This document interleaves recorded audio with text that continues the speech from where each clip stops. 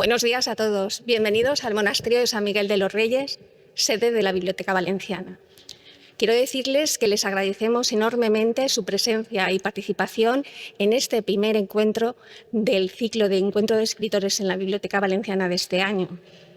También quiero decirles que para proceder a su inauguración voy a ceder la palabra al señor Miquel Nadal, director general de Cultura. Muchas gracias por acompañarnos. Señor Nadal, tiene la palabra. Bon dia a tots i a totes. Jo volia batre el rècord de la intervenció més curta de la història, perquè esteu esperant a la participació de Santiago Posteguillo. Estem molt contents de que inaugure este cicle i que l'inaugure prestant la seva participació a un acte que ha estat fet amb molt d'afecte, molt de carinyo per part de la direcció i tot el personal de la Biblioteca Valenciana, demostrant que la biblioteca no és un cementeri de llibres, sinó que la Biblioteca Valenciana està plena de vida, està plena de llibres que estan per a llegir, que és important llegir, i estic molt content de que ens acompanyi Santiago Posteguillo, demostrant que tots els que estem així som persones que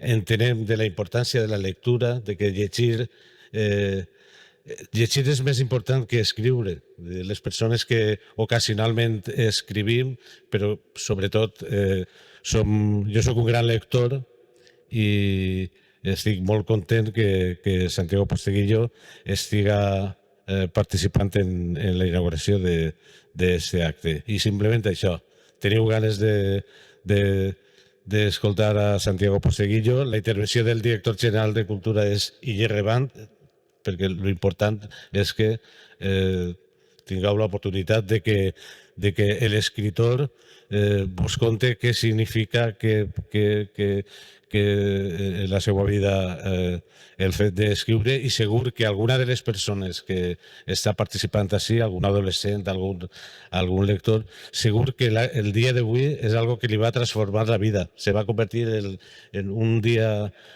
preciós en el que va tindre l'oportunitat d'escoltar a Santiago. I simplement, sense més... Moltes gràcies, Miquel. Jo lo que volia també, en primer lloc, era, como se ha mencionado hoy, nos acompaña el señor Santiago Posteguillo. Muchas gracias por estar hoy aquí y por haber aceptado tan generosamente nuestra invitación. Gracias, Santiago. Por otro lado, también quería dar la bienvenida a los profesores y los alumnos de los centros que nos acompañan hoy, que son los siguientes centros: el Colegio de Educación Infantil y Primaria de Confrides, el Institut Músic Martí Soler de Mislata, el IES Rei Jaume d'Alzira, el IES Politécnic de Castelló de la Plana, el IES Enrique Tierno Galván de Montcada, el Centro Público de Formación de Personas Adultas Dolors Pedrós Company de Carcaixent, el Centro de Formación de Personas Adultas Municipal d'Alboraya, la Universitat Popular dels Oriols, la Universitat Popular de la Saidía, la Universitat Popular d'Abasto Totes Elles de València, el Club de Lectura Tavernes Blanques, el Club de Lectura de la Biblioteca de Sollana i també la Biblioteca Municipal de Náquera, la Biblioteca Municipal de Montcada y la Biblioteca Pública Municipal Francisco Salinas del Callosa de Segura. Muchas gracias por estar hoy aquí. También, para conocer un poquito mejor a nuestro invitado de hoy, vamos a ceder la palabra a Macarena Tabaco, que nos acompaña aquí en la mesa, que es profesora del IES Rei Jaume d'Alzira, que nos hará una breve presentación de nuestro escritor de hoy. Macarena, tienes la palabra. Muchísimas gracias. Buenos días. Y en primer lugar, quería agradecer a la Biblioteca Valenciana Nicolau Primitivo estos encuentros que nos permiten que todos los años podamos ilusionar, motivar y fomentar la lectura entre nuestro alumnado. Concretamente hoy es el alumnado que ha citado ya, y yo soy la profesora del IR en Chaume, que los había visto ya por ahí intentando aplaudir, que estamos felices de estar aquí. Y felices porque hoy tenemos el privilegio de contar con Santiago Posteguillo, autor al que muchos conocen por sus novelas históricas sobre Roma, y al que nosotros, en nuestro instituto, nos hemos acercado a través de sus libros de relatos. Realmente, toda la bibliografía del autor se podía utilizar como base para preparar este encuentro. Nosotros, que ya habíamos propuesto como lectura para segundo de la ESO la noche en la que Frankenstein leyó el Quijote, planteamos también la posibilidad de leer La sangre de los libros y organizamos 2 sesiones de club de lectura voluntarias en las que pudiera participar todo el alumnado de la ESO. Era difícil, entre 900 alumnos, decidir qué 50 alumnos estaban hoy aquí. Además, incentivamos la participación leyéndoles en clase, durante nuestros 20 minutos de lectura diaria, algunos de los capítulos relacionados con aquellas obras que habían leído ya o estaban leyendo, como El autor secreto, sobre el Lazarillo de Tormes, o El último vuelo, sobre El Principito. Contigo, Santiago, han descubierto desde que todo está inventado, por qué las bibliotecas se ordenan así, y hasta los peligros de ser escritor o escritora. Además, han disfrutado tanto con los misterios que planteas sobre la historia de la literatura, que algunos han intentado emularte, o al menos buscar tus fuentes. Pero ya os digo que no lo han conseguido. No han conseguido encontrar las fuentes, pero sí conocer un mínimo de información sobre ti, que además también han venido alumnado de la revista del centro, el Jaume Parla, y han tenido que documentarse bien. Imagino que como el resto del alumnado que está aquí presente, o las personas que han venido, que imagino son lectores y ya lo conocían. Santiago Posteguillo es filólogo, profesor universitario y un apasionado de la literatura y la historia. Su obra más conocida es la dedicada a la antigua Roma, con las trilogías de Escipión, Trajano y la emperatriz Julia, por cuya primera parte, Yo Julia, recibió el prestigioso Premio Planeta en 2018. A lo largo de su carrera ha acercado el pasado a miles de lectores, adultos y no tanto, con una narrativa accesible y rigurosa, como la de, por ejemplo, la trilogía de la que ya hemos hablado sobre las curiosidades de la literatura universal, formada por La noche en la que Frankenstein leyó el Quijote, La sangre de los libros y El séptimo círculo del infierno. Su trabajo nos invita a descubrir la historia desde una perspectiva diferente, llena de curiosidades y giros sorprendentes, y, por si alguno de vosotros no es muy aficionado a la lectura, nuestro escritor de hoy también ha trabajado en El corazón del imperio, una serie documental sobre las mujeres de la Roma clásica. Sus últimas obras son Roma soy yo, sobre Julio César y Maldita Roma. Pero, además de escritor de éxito, Santiago Posteguillo es profesor de literatura inglesa en la Universidad Jaume I de Castellón y profesor, podríamos decir, vocacional, puesto que a pesar de todo, de tanto publicado y de su participación en numerosas ferias, congresos y otros eventos literarios, sigue dando clases y queriendo estar cerca de la gente más joven, hoy de nosotros. Así que sin más, una vez acabado de conocer, os dejo con él. Os dejo con Santiago Posteguillo y espero que disfrutéis muchísimo del primer día de encuentros 2025. Gracias.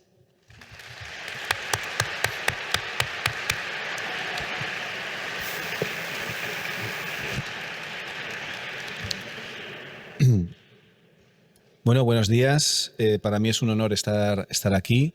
Muchísimas gracias a la Biblioteca Valenciana. Muchísimas gracias a Macarena Tabaco por tu amable presentación. Y para nada es irrelevante, desde mi perspectiva, la presencia de un director general en un evento cultural, ¿no? El hecho de que desde el ámbito más político, ¿no?, y gubernamental, pues se apoyen eventos culturales, en este caso literarios, siempre me parece algo muy relevante, así que lo agradezco enormemente. Y muchísimas gracias a todos ustedes por estar aquí. Voy a hacer una intervención que no sea demasiado extensa para que puedan tener tiempo para, si lo desean, preguntarme cualquier cosa relacionada con mis novelas, con el ámbito literario o con lo que ustedes quieran, ¿no?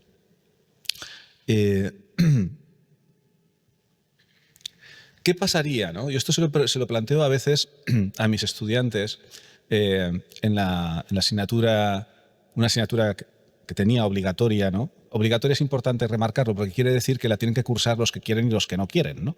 Entonces, sobre una introducción a la literatura británica, y yo les cojo y les pregunto a los estudiantes, ¿creéis que los escritores, las escritoras, somos necesarios? Ya te miran con cierto recelo, ¿no? Porque claro, ellos saben que yo soy escritor, ¿no? Digo, o sea, os lo voy a replantear de otra forma. Digo, si mañana se murieran todos los escritores y escritoras, ¿creéis que esto afectaría a vuestras vidas o podríais seguir con vuestra vida adelante? O sea, pensemos, si se mueren todos los médicos, ¿esto es serio o no es serio? Claro, todos te dicen, sí, pues evidentemente necesitamos los hospitales, es incuestionable, evidentemente. Y toda la investigación médica, eso es incuestionable. Pero ahora yo les vuelvo a insistir, ¿y si se mueren dos escritores? Claro, hay alguno que quiere decir, pues hombre, pues no pasaría nada, ¿no? Pero claro, ¿cómo se lo digo yo al profesor de literatura, ¿no? Que luego me va a examinar, ¿no? Queda mal. Al final hay alguno que se aventura y dice, hombre, pasar, tampoco iba a pasar nada grave, ¿no? Y digo, de acuerdo. Pero ahora yo pregunto, no hace tanto pasamos una pandemia, ¿no? Aunque como nos vienen tantas desgracias, pues al final una parece que tapa a la otra, pero la pandemia está ahí relativamente cerca. ¿Y cómo pasamos la pandemia en casa? ¿Y qué hacíamos en casa? Bueno, pues se empeñó la gente en hacer pan, bien, todo tipo de actividades en chándal, etcétera, etcétera, pero los días iban pasando, ¿no? Y la gente, hubo algunos que leían, que está bien, ¿no? Pero significativamente, muchísima gente pues veía la televisión, veía películas y utilizaba las plataformas y veía muchas series de televisión. Y yo pregunto, cuando haces una serie de televisión o una película, ¿qué hay detrás de una serie de televisión o una película antes de que se empiece a rodar? Un escritor o una escritora, guionistas. ¿Matamos a todos los escritores? Ya no hay series de televisión. Ya no hay películas. Ah, videojuegos, sí, están guionizados. No hay videojuegos. Ahora venga, pasemos otra pandemia. Los escritores no somos necesarios para la supervivencia de la especie, no. Podemos sobrevivir sin ellos. Pero es infinitamente más tedioso, infinitamente más aburrido. La comunicación, no solo el hecho de escribir, sino cómo comunicar lo que acontece a nuestro alrededor es absolutamente esencial. Es lo que hoy día la clase política gusta en denominar el relato. Y observarán que políticos de un lado y de otro luchan mucho porque su relato, su forma de contar lo que está ocurriendo, sea la que resulte más creíble y más aceptada. Y creerán algunos que esto es relativamente novedoso, con los nuevos medios de comunicación, las redes sociales, la prensa, el Twitter, ahora X, etcétera, donde está el relato. Perdónenme, esto está desde el comienzo de los tiempos, como quien dice, y desde luego, si hay alguien, y ahora yo voy a barrer para casa, evidentemente, si hay alguien que inventó la importancia del relato, de controlar el relato, no es otro que Julio César. Y yo sé que me podrán decir, hombre, ya estás barriendo para casa. Sí. Pero fíjense, consideramos que el periodismo, ¿no?, es en gran medida, ¿no?, creador de estos tipos de relato, ¿no? Los medios de prensa tienen distintas, lo denominan líneas editoriales, distintas perspectivas, distintas formas de contar lo que está ocurriendo. Y todos sabemos que no es lo mismo, ¿no?, si ves un canal, las noticias en un canal de televisión, que si las ves en otro. Si oyes una radio, que si escuchas otra. No digo que ningún medio no diga la verdad. Es simplemente que cada medio decide mostrar más unos eventos que otros. Con lo cual nadie miente, pero crea intensidades distintas sobre la realidad. Y esto lo inventó Julio César. ¿Para bien o para mal? Miren, fíjense, hace poquito se ha montado bastante un debate enorme, ¿no?, sobre qué votaban unos congresistas, unos diputados u otros sobre una cuestión que se presentaba, bueno, un paquete de cuestiones que se presentaba en el Congreso. Porque es muy importante que la gente sepa qué vota cada uno y por qué. Pero ¿quién se dio cuenta de esto? Julio César. En el año 59 a.C., Julio César pensó que los senadores en el Senado romano votaban las leyes que se presentaban en el Senado que pudieran ir a favor o en contra de derechos del pueblo y de la mayoría, votaban con toda la tranquilidad del mundo a favor o en contra. ¿Por qué? Porque la gente nunca sabía lo que votaba cada senador, porque no se hacía público. Julio César, el 1 de enero, la sesión de enero del 1 de enero del año 59 a.C., iba a llevar su mayor propuesta electoral, su promesa electoral. Como era un político un poco peculiar, él había prometido como su gran ley, la ley de reforma agraria, para repartir tierras entre la gente más desfavorecida de Roma, y curiosamente tenía un año como cónsul de Roma para desarrollar su programa electoral. Digo que curiosamente era un político que su propuesta más importante la llevaba a votación el primer día que entraba en el gobierno. Así que el 1 de enero del 59 va a llevar a votación la ley de reforma agraria. Una ley, por cierto, que cada vez que un senador la había propuesto acababa asesinado. Pero va a hacer un pequeño cambio sobre la votación de los senadores. Les advierte a todos que como cónsul de Roma ha ordenado que tras la votación se va a levantar una gran madera en el centro del foro y allí se va a tallar los nombres de los senadores que votan a favor o en contra de la ley de reforma agraria, y luego que cada senador pasee tranquila o intranquilamente por las calles de Roma. Ya saben que a veces caminar entre el pueblo puede ser peligroso. Entonces, a esto lo denominó acta diurna, el acta de lo que había pasado en el día. A ello le añadió luego las elecciones de los magistrados, fue añadiendo información sobre quién era nombrado gobernador de tal o cual provincia y siempre lo ponía en esa tabla en el centro de Roma, protegida además por legionarios para que no la quitara nadie. Pero como sabía que no todo el mundo de la ciudad podía llegar allí, hacía que escribas copiaran el acta diurna y la distribuyeran por todos los barrios de la ciudad y que la distribuyeran también por las distintas ciudades del Estado romano. Pero como César sabía que mucha gente no sabía leer, creó la figura de los praecones, de donde deriva la palabra pregonero, que eran unos funcionarios del Estado que leían en público, en alto, para aquellos que no podían leer, el acta diurna. Y a eso le fue añadiendo aún más información social, cultural, qué obra de teatro se estrenaba en Roma, quién actuaba y hasta si la interpretación había sido buena o mala. Y el acta diurna se transformó en el principio del periodismo.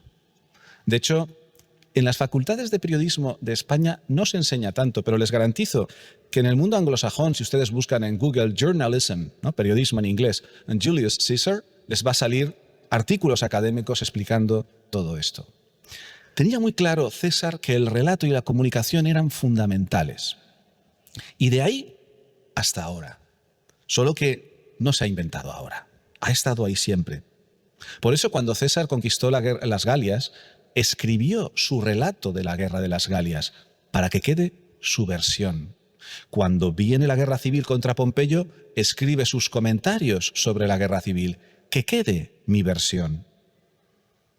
Pero César hizo más cosas con relación a la cultura. Miren, inventó una cosa muy particular, y esto es relativamente desconocido. Las bibliotecas del mundo antiguo no eran tan grandes como esta, podían como mucho tener una sala de este tamaño como mucho, eran normalmente más pequeñas, podían tener entre 300, 400 y 500 volúmenes, normalmente en papiros enrollados, con una etiqueta que colgaba, que indicaba o identificaba el autor de la obra. Pero si tú querías consultar alguno de esos volúmenes, ¿no?, en formato de papiro, tenías que ir a esa biblioteca, pedirlo al bibliotecario, el bibliotecario te lo entregaba y lo leías solo ahí, no te lo podías llevar a casa. Esto todavía ocurre en los archivos y en algunas bibliotecas especiales. Recuerdo que cuando escribía sobre Julia Domna, apenas hay libros sobre ella literarios. Y hay una obra de teatro de 1903, de la que quedan apenas unos pocos ejemplares, escrita en inglés, que está en la biblioteca de la Universidad de Cambridge, pero no en la biblioteca en general, sino en una sección que se llama The Rare Book Section, sección de libros raros. Tiene una sección así, a la cual no puedes entrar tal cual. Yo he estado de profesor invitado allí, en la Universidad de Cambridge, y no me dejaban entrar. Tenía que pedir un permiso, una carta, al director de mi college y que firmara dándome permiso a entrar en la sección de libros raros, solicitar el libro y que me lo dieran. Y allí que me planté con mi carta y me lo dejaron ver, pero, por cierto, fue muy divertido. Lo cuento todo. Es una digresión, pero venga. Pedí la obra de teatro que habían escrito dos mujeres sobre esa emperatriz y entrego el número de la asignatura, me dan el libro, me siento, solo puedes entrar con un lápiz, no puedes llevar rotulador, te dan una almohadilla para que pongas la almohadilla y sobre ella deposites cuidadosamente ese libro que tiene más de 100 años. Vale, yo me pongo a hojearlo y de Julia Domna ahí no había nada, no era el libro. Así que vuelvo al mostrador y le digo a la bibliotecaria, perdóneme, pero este no es el libro que yo he pedido. Y la bibliotecaria mira la asignatura, mira el libro y había un error de catalogación en la biblioteca de Cambridge. Yo veía cómo le sudaba la frente a la bibliotecaria, o sea, y debía estar pensando, ¿para qué habrá venido este maldito españolito a tocar las narices a la sección de libros raros de la biblioteca de Cambridge, ¿no? Pero bueno, hay que reconocer que en 20 minutos revolvieron todo aquello y localizaron el libro, lo cual me hizo ver y pensar que estaba escribiendo de una mujer en la antigua Roma olvidada, y yo pensé, ¿desde hace cuántos decenios nadie ha pedido este libro? De hecho, lo han vuelto a olvidar. Han hecho Gladiator 2. De Gladiator 1 a Gladiator 2 pasan 16 años. Hay una elipsis, un salto en el tiempo de 16 años. ¿Qué es lo que pasa en esos años? Julia Domna. Pero están empeñados en no contarlo. Hablan de Gladiator 1, del emperador Cómodo, y saltan a Caracalla y Geta, los coemperadores, que son hijos de Julia Domna. Fíjense, tan feministas que son en Hollywood. Pues miren, no quieren hablar de Julia Domna. Volviendo, retomando. Julio César inventó otra cuestión sobre los libros. En esas bibliotecas, como en la sección de libros raros, ¿no?, hoy día de la University of Cambridge, no puedes sacar los libros. César decidió que se pudieran prestar los libros, que una persona pudiera ir a una biblioteca, llevarse el papiro a su casa y devolverlo. Eso lo inventa Julio César y eso hace mucho más accesible la información y la cultura a mucha gente. Hubo emperadores que sí que tuvieron mucho interés por las bibliotecas y por los libros. ¿Por qué escribí también sobre Trajano? Porque Trajano tuvo también muchos intereses culturales. Fíjense que cuando Trajano hay varios foros, ¿no?, o zonas administrativas que van ampliando lo que era la antigua ciudad de Roma. Está el foro de Augusto, que es más o menos la zona central del foro, lo que se suele visitar hoy día como el foro, pero luego estuvo el foro de Nerva, otros foros, el foro de Pompeyo y el foro de Trajano, que todavía, los que hayan ido a Roma, o si vais a Roma, veréis que tenemos el Coliseo al fondo y la gran avenida de los foros imperiales, que por cierto hizo Mussolini, tapando un montón de ruinas que había ahí, pero Mussolini lo hizo porque quería hacer grandes desfiles militares entre las ruinas de la Roma imperial para impresionar a un tal Hitler que iba a venir a visitarlo. En esa avenida de los foros imperiales, a un lado tenemos el foro antiguo y al otro lado tenemos los restos del foro de Trajano, donde quedan los mercados de Trajano, que es como una especie de gran centro comercial de la época, y si lo visitan verán que tiene la estructura de un centro comercial, y la columna de Trajano. ¿Y qué había a ambos lados de la columna de Trajano? Dos bibliotecas. Una biblioteca de textos latinos y otra gran biblioteca de textos griegos, las dos idiomas de cultura de la época en el mundo romano. O sea que sí que hubo emperadores que promovían la cultura. Por eso siempre me han interesado estas figuras de gran poder que han promovido la cultura. Pero cuando construimos el relato, cuando escribimos, ¿conviene o no conviene tener en cuenta nuestra audiencia? El escritor británico Henry Fielding, un gran escritor, creador de la novela moderna en lengua inglesa a finales del siglo XVIII, en una novela muy extensa, una novela picaresca, Tom Jones, hay un capítulo, él se dedica a salpica la novela de capítulos donde habla de lo que le da la gana. Él va contando un relato y de cuando en cuando dice, ahora os voy a decir lo que pienso de la crítica literaria, porque le da la gana, y es muy divertido. Y hay un momento donde habla, cuando se escribe, ¿conviene o no conviene tener en cuenta al lector? Y él dice que sí. Hay que tener en cuenta para quién escribimos. Y dice que mucha gente no llega a conectar con sus relatos porque no tienen en cuenta para quién están escribiendo. En mi formación como escritor, yo quería aprender a escribir, a contar historias. Pero tengo una edad, en los años 80, cuando yo estaba en la universidad, sencilla y llanamente, en nuestro país, no ya en Valencia, ¿no?, sino en toda España, no se podía estudiar cómo escribir libros. Es decir, tú podías estudiar una filología, que es lo que yo estaba estudiando, pero en una filología lo que te enseñan es lengua, lingüística, tradiciones literarias, entonces te enseñaban literatura española, literatura en lengua valenciana, te enseñan todo esto, pero no te enseñan a cómo escribir. Y a mí eso me desesperaba, porque yo quería aprender a escribir. Y descubrí que en los años 80 el único sitio donde te enseñaban a cómo escribir dentro del mundo occidental era en el mundo anglosajón. En el mundo anglosajón, tanto en el Reino Unido como en Estados Unidos, tienen desarrollados desde hace mucho tiempo programas de literatura creativa, lo que ellos llaman creative writing, ¿no?, literatura creativa, con una conexión entre el periodismo y la literatura creativa. ¿Cuántos grandes periodistas en la historia no han sido luego grandes literatos, ¿no? Empezando, por ejemplo, por un Hemingway, ¿no? Era periodista corresponsal de guerra y Premio Nobel de Literatura, y así hay muchos más, ¿no? Así que decidí yo, pues, que tenía que ir a Estados Unidos, y allí que me planté, porque yo quería conectar con la gente y necesitaba que me explicaran cómo hacerlo. Pero aquí hemos visto la perspectiva del escritor, cómo crear, cómo comunicar. Pero realmente, ¿por qué hay que leer? Realmente, ¿por qué tenemos que leer? Miren, por dos motivos. Por un lado, por pura rebelión. El acto más rebelde que puede hacer un joven hoy día es leer, porque eso le conducirá al segundo acto más rebelde que puede hacer un ser humano: pensar. Porque, lo que decía antes con la prensa, yo sigo teniendo, evidentemente el director general va a ser una excepción, la percepción que desde quienes nos gobiernan, genéricamente, y evidentemente este evento estaría en una línea excepcional, hay una cierta predilección porque no se lea, porque eso conduce a que no se piense. Y si no piensas, no eres crítico. Y si no eres crítico, no exiges a quien te gobierna. Así que, por favor, yo creo que hay que leer, aunque solo sea por eso. Piensen en las grandes distopias, la distopia, ¿no?, esos mundos futuros tan terribles.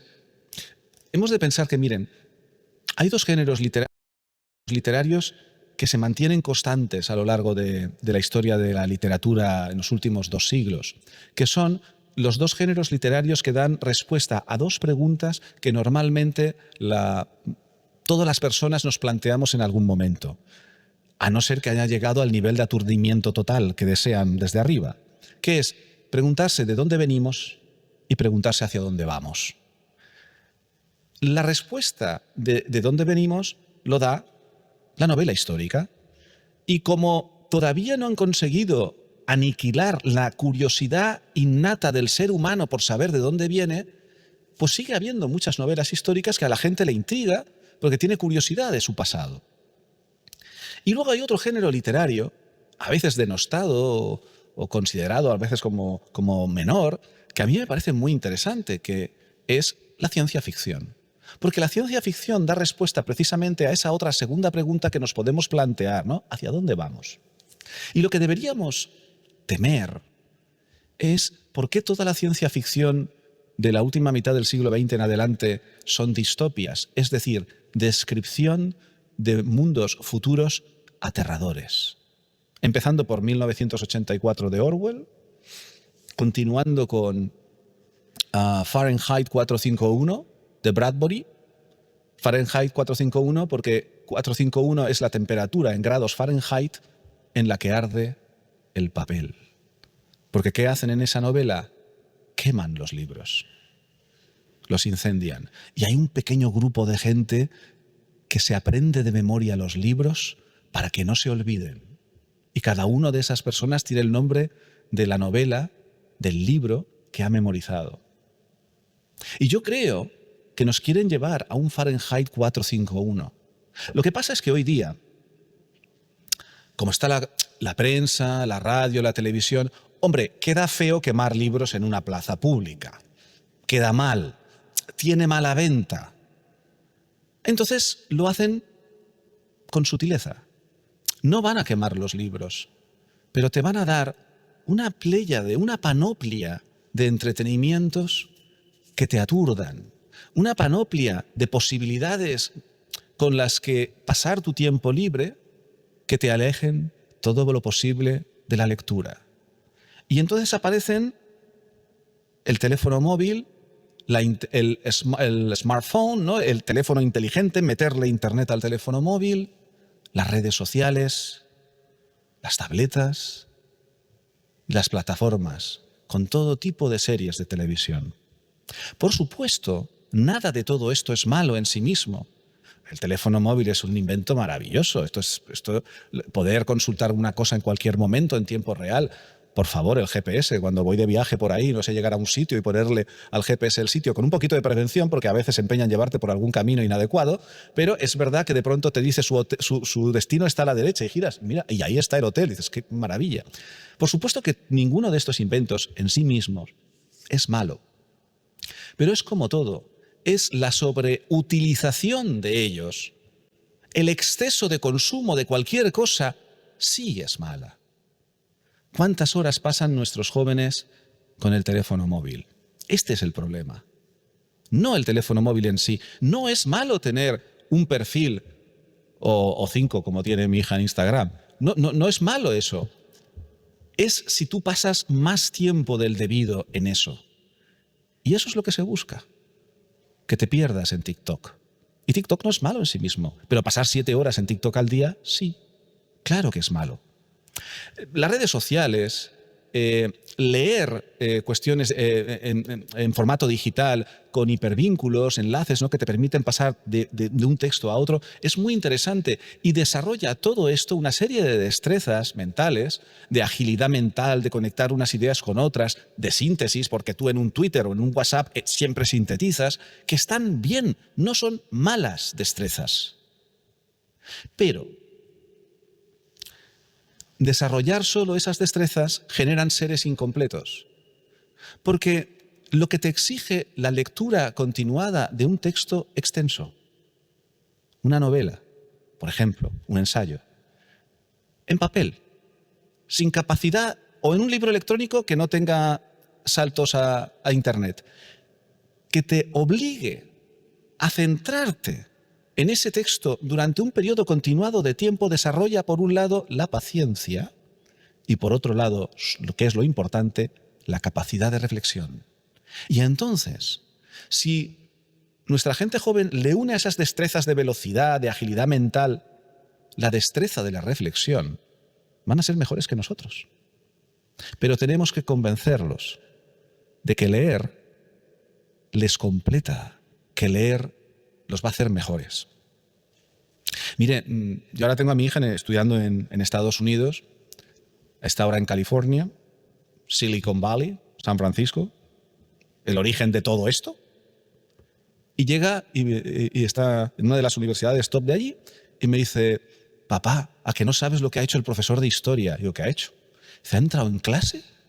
San Francisco, al lado del Silicon Valley, y ha dicho que no quiere un móvil en clase, que no quiere ver una tableta y que no quiere ver ni un ordenador portátil, que a su clase se entra con un cuaderno, un bolígrafo y los libros que él diga. Y punto.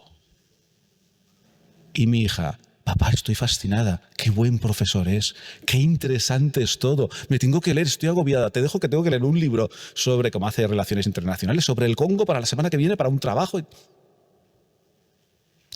Suele ser que allí donde se originan una serie de transformaciones es donde primero detectan la sobreexposición. Yo estoy convencido de que ese profesor de historia tiene teléfono móvil, utiliza tabletas y utiliza ordenadores y seguro que busca cosas en Internet, pero él sabe que sus alumnos están sobreexpuestos a eso y les está haciendo ver, les está forzando a que lean y que hagan sus trabajos solo con libros. A ver cuándo nos llega a nosotros la ola desde allí, insisto, sin rechazar todo lo tecnológico. Hay una cita de Virginia Woolf, esta gran escritora de principios del siglo XX, que ahora que estamos, ¿no?, tanto con el mundo LGTBI, bueno, pues léanse Orlando, ¿no? Y ahí está toda la cuestión sobre el género ya relatada a principios del siglo XX por Virginia Woolf. Virginia Woolf tiene una cita relativamente conocida sobre la lectura. Y ella, un poquito, un pelín, todo respeto, un pelín sacrílega, que decía: en el día del juicio final, cuando todos marchemos, personas cultas, importantes y personas normales, hacia el día de nuestro juicio, llegará el Todopoderoso y cuando nos vea llegar a nosotros con nuestros libros en la mano, le dirá a San Pedro: ¿ves? Para ellos no tenemos ninguna recompensa, porque ¿qué más les podemos dar después de que hayan conocido el placer de la lectura? A ver, es un poquito sacrílega porque está viniendo a decir que, vamos, que ni Dios tiene nada mejor en el cielo que la lectura. Pero a ese nivel la pone la lectura Virginia Woolf. Miren, y con esto termino, enlazando con el principio. El relato, el cuento, ha estado con nosotros desde siempre. ¿Quién inventó la literatura? ¿Quién inventó un cuento? Pues probablemente tendríamos que retrotraernos a la oralidad, a la prehistoria, a alguna caverna, donde en algún momento alguna persona, y probablemente sería una mujer, cuando los hombres hubieran salido de caza, con los niños asustados por una tormenta, junto a un fuego, que a una mujer se le ocurriría contar alguna historia, quizá sobre las estrellas, para que los niños, mientras la oían, no tuvieran miedo. Y desde entonces hasta ahora, con nosotros está siempre la literatura. Y como les decía antes, miren, sin la literatura, sin la lectura, se puede pasar de un día a otro, sí, pero nadie ha vivido realmente una vida plena si no ha leído. Muchas gracias.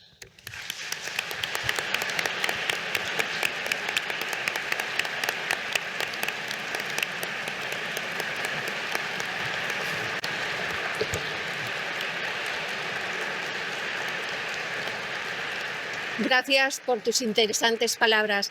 Si os parece, pasamos ahora a un pequeño turno de preguntas. Aquella persona que esté interesada en intervenir, por favor que se ponga en pie. Nuestra compañera se acercará con el micro, que se presente diciendo su nombre y del centro donde nos acompaña y que diga su pregunta. Hola, soy Irene del centro IES Polytechnic, soy de segundo bachiller. Y me encantaría hacerte una pregunta porque con lo de eso de que has estudiado a las mujeres desde la edad de Roma, creo que has dicho, me encantaría hacerte la pregunta de, desde tu experiencia y tu situación a nivel social de poder, que no demerito tu talento ni tu prosa para nada, he leído algunos de tus libros junto a mi abuela y me han gustado mucho. Me encantaría saber tu opinión y esa experiencia sobre si crees que hoy en día el ser mujer puede ser algo malo a la hora de escribir libros, en el sentido de decirte que es mucho más fácil llegar a ser un escritor de éxito siendo del género masculino que del femenino. Y ya no solo por eso, sino por la constante necesidad que se tiene de que las mujeres sean como el máximo esplendor en su como parte para que sean buenas. En cambio, pues los hombres no tanto. O sea, no estoy hablando desde algo malo, sino desde cosas que hemos visto a lo largo de los años. Y aparte de la mala visión que se tiene de todo aquello que envuelve a lo femenino. Sí, muy bien, es una pregunta muy interesante. Mira, yo creo que es incuestionable que a lo largo de la historia de la literatura sí que ha sido muy difícil ser una escritora reconocida, ¿no? Cuando Mary Shelley escribió Frankenstein, los editores no se lo creían que lo había hecho ella y pensaban que lo había hecho su marido, que era Percy Bysshe Shelley, que era un poeta reconocido, y pensaban que esa novela que rompía tanto y que inventaba un nuevo género, que es el de la ciencia ficción, que he mencionado antes, pues no lo podía haber hecho una mujer, tenía que haber hecho el marido, ¿no?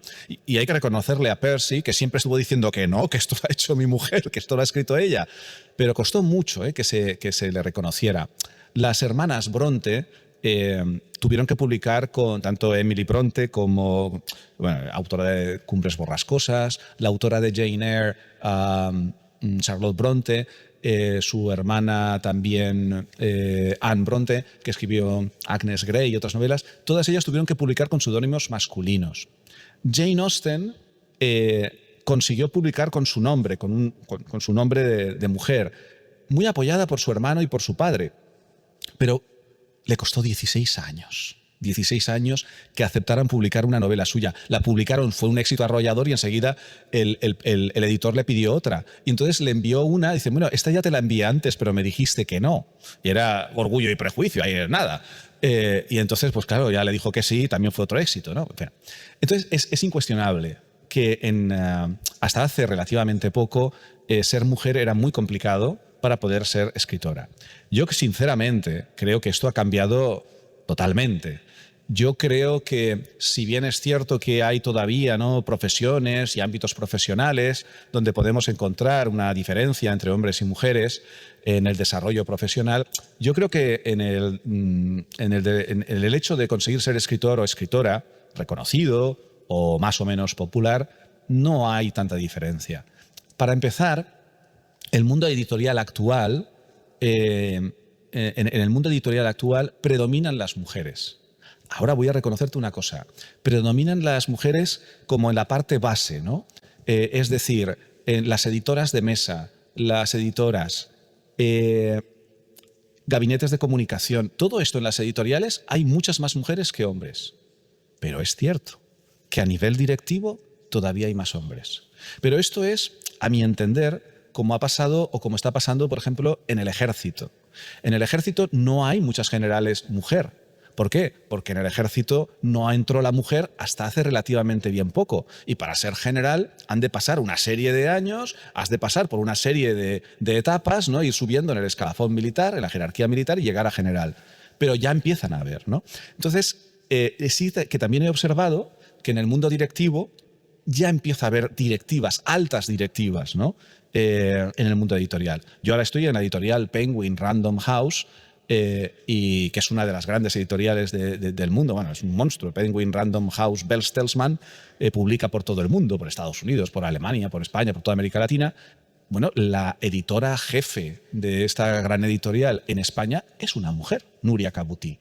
Entonces todo esto ha estado cambiando. Y a la hora de escritoras, aquí en Valencia tienes una Laura Gallego que es popularísima.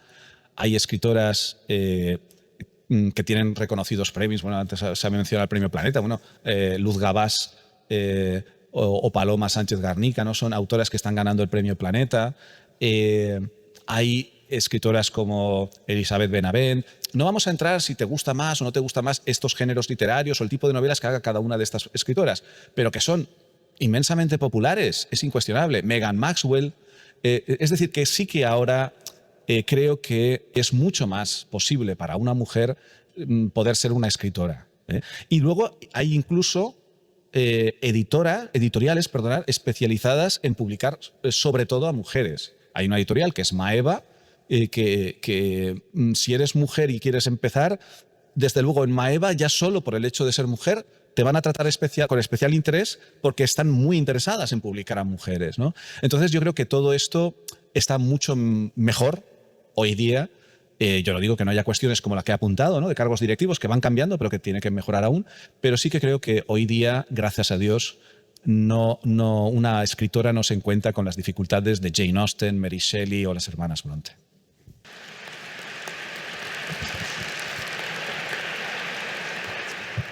Estamos encantados de las explicaciones y la conferencia tan buena que nos has dado, pero ha llegado el momento de finalizar. Quiero agradecerles a todos, al director general de Cultura, a nuestro invitado de hoy, a Macarena y a todos ustedes, su presencia y participación en esta actividad. Y quiero aprovechar la ocasión para reiterarles que en la Biblioteca Valenciana Nicolau Primitiu hacemos un montón de actividades de fomento de la lectura.